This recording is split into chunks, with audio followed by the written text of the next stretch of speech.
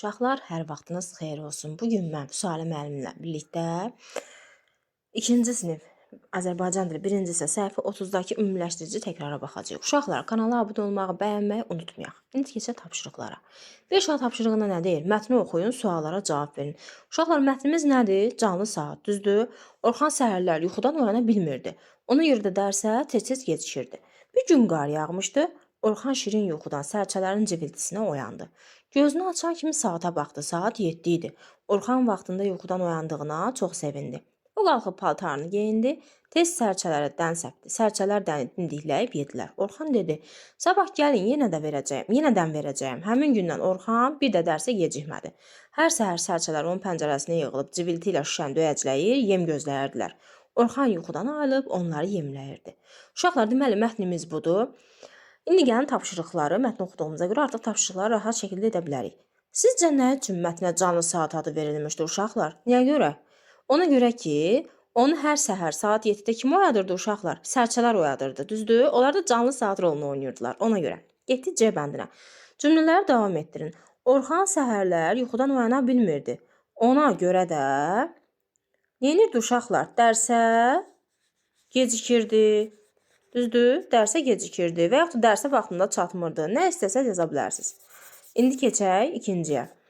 Quşlar hər gün Orxanın pəncərəsinə qonurdu. Çünki onlar dən istəyirdi, düzdürmü? Orxan onlara nəyə döyəcləyirdi pəncərəni? Orxan onlara dən versin deyənə, düzdürmü? Çünki dən yemək istəyirdilər. Dən yemək istəyirdilər. İstəyirdilər. Daha sonra üçüncüyə baxaq. Orxan artıq dərsə vaxtında gedirdi. Çünki sərçələr onu yuxudan oyadırdı. Düzdürmü? Sərçələr dimdiklərdi pəncərəni. Orxan da oyanıb onlara dəm verirdi. Çünki sərçələr onu yuxudan oyadırdı. Uşaqlar, mən bura səliqəsiz yazıram. Çünki yerim yoxdur, yer çatmır. Siz başa düşdünüz də, mən çünki şifahi deyəndə artıq bilirsiniz nə deyirəm. Çünki sərçələr onu yuxudan oyadırdı.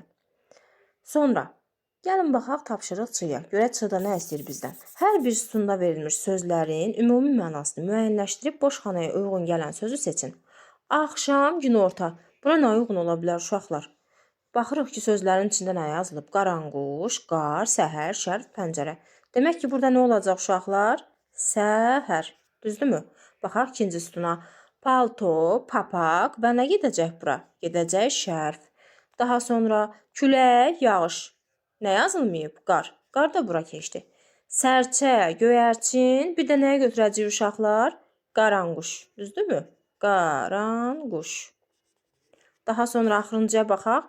Qapı, döşəmə, götürəcəyik bir də nəyi? Pəncərə. Bax, belə uşaqlar, bunu da yazdıq. İndi gəlin keçək tapşırıq D-ya. Görək D-da nə istəyir? Nöqtələrin yerinə uyğun gələn hərflər əlavə edib sözləri köçürün. Nə yazacaq uşaqlar bura? D yoxsa T? Əlbəttə ki, T gedəcək. Qəhrəman. Uşaqlar, A yoxsa Ə? Əlbəttə ki, Ə.